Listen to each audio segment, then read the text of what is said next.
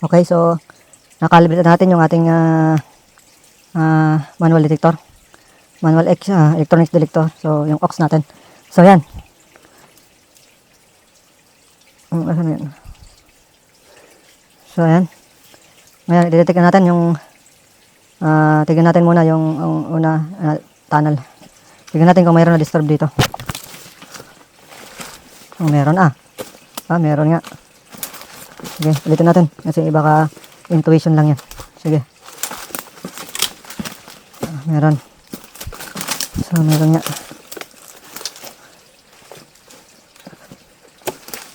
Meron pa.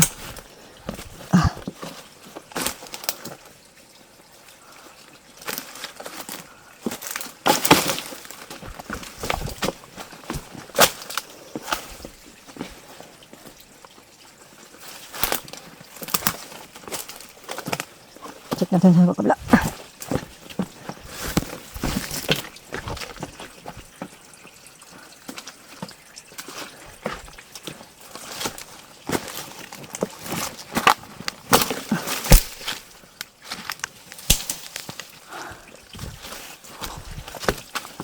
Sorry for that sound.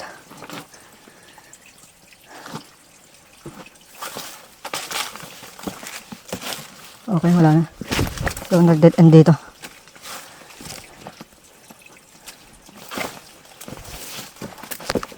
Okay.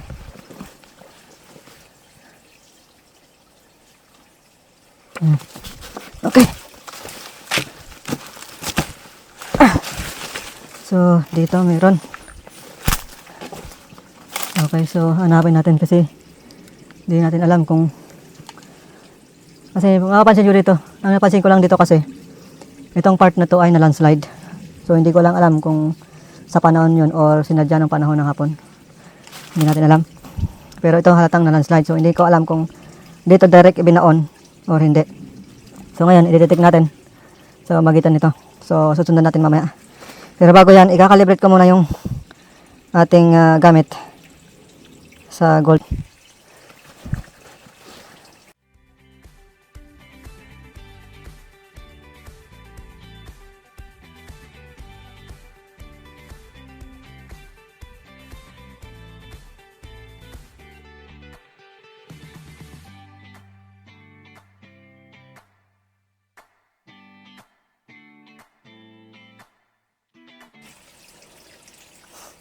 Okay, nakalibrate natin yung ating para sa second test. Pangalawang test po sa decoy, kung decoy siya. So, dapat ito ay mag-cross kung decoy. Pagka true gold siya, totoong deposito, dapat hindi siya mag-cross. Okay, so hindi naman siya nag-cross. Ulit pa. Yan.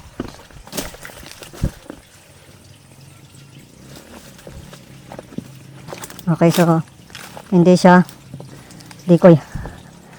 Deposit siya. So ngayon, hanapin natin kung saan galing. Okay, so ikakalibrate po natin ulit sa tunnel. At susundan natin kung asan siya pumunta. So hanapin natin kung saan pumunta. Okay. Okay, so wala.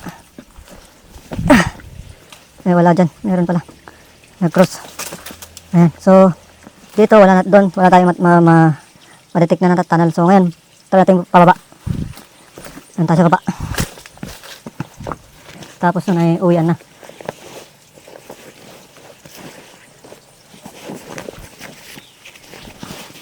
Okay. Hanapin natin. Baka totoo yung hinala ko doon Try natin.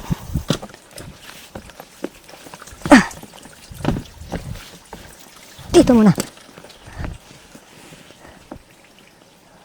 Baka bumaba sabi ko Parang meron. Pero ulitin pa natin. Kasi para sure. Oh, meron nga.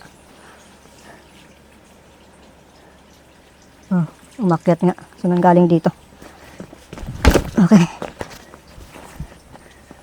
Try natin dito. Ayan. So, pansin natin yan. Yan na po ay bedrock. Bedrock na yan. pulse. Ito ay bedrock.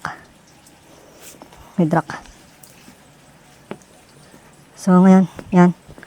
So sundan lang natin yan. Yan. So ayan. So pababa siya. Hindi ko alam kung saan siya tutungo.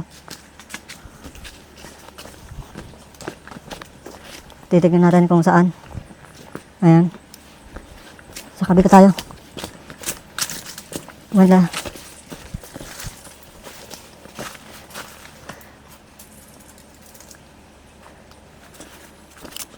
Ayan siya.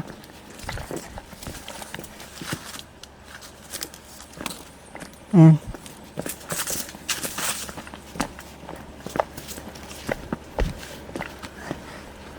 Dito tayo. Ayan, pababa nga siya.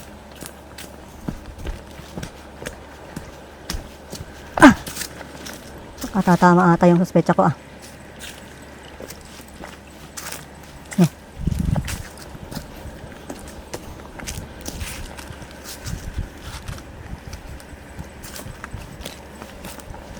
Baba nga siya. Sige, baba tayo.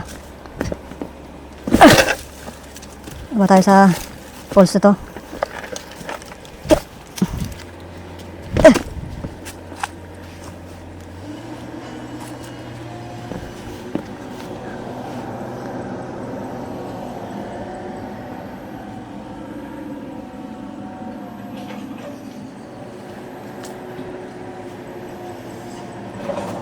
Baba tayo sa kabila.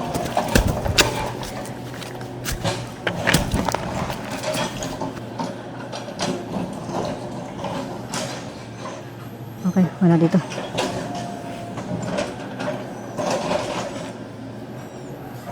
Wala. Oops.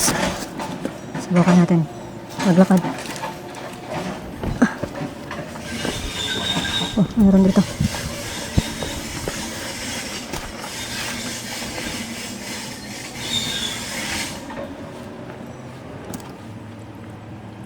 Meron.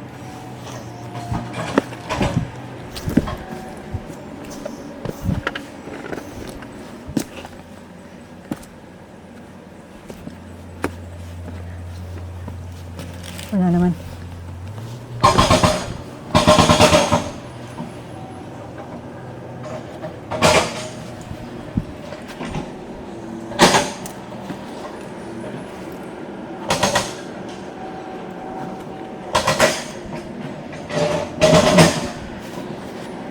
Dahan-dahan lang tayo, baka mahulog tayo sa post. Oh, nawala na dito. Pero dito meron.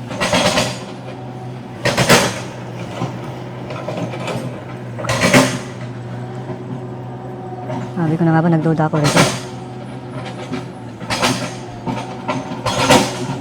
Ito yung entrance.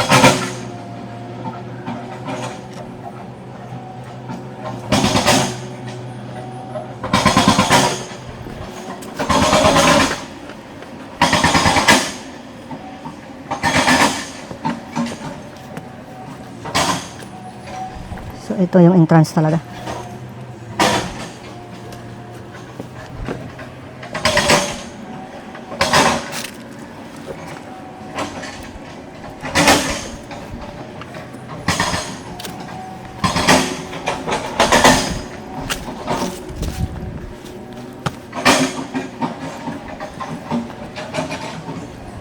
So ito yung entrance. Kasi wala naman tayong ma-detect dito oh. Wala. Tapos ito yan. Dito yung entrance. Okay. Ito yung entrance.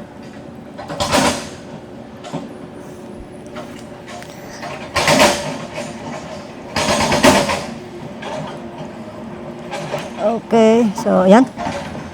Dito po tayo. So meron tayo na-detect na dito po yung entrance ng tunnel. Okay, so ayan. Subukan natin i-calibrate, baka meron tayong ma-detect dito na deposito.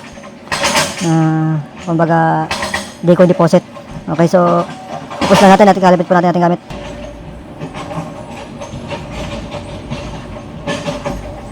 So, check natin kung may deposito nga rito sa entrance. So, yan. Tingnan natin.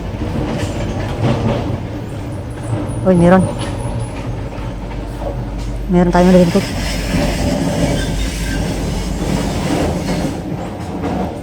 Ayun. Ayun. Ayun. Meron. So, calibrate lang natin para sa decoy. Okay, nakalibrate natin yung ating device. At i-check po natin kung hindi sa decoy. Okay, hindi naman. Ayan, okay. Ngayon, calibrate ulit natin para sa yan, nakalibrate natin para sa decoy ulit. Hindi natin. So, dapat hindi to magko-cross kung gold siya. Oh, hindi siya nag-cross. Ibig sabihin, hindi siya decoy. So, ayan. Gold siya.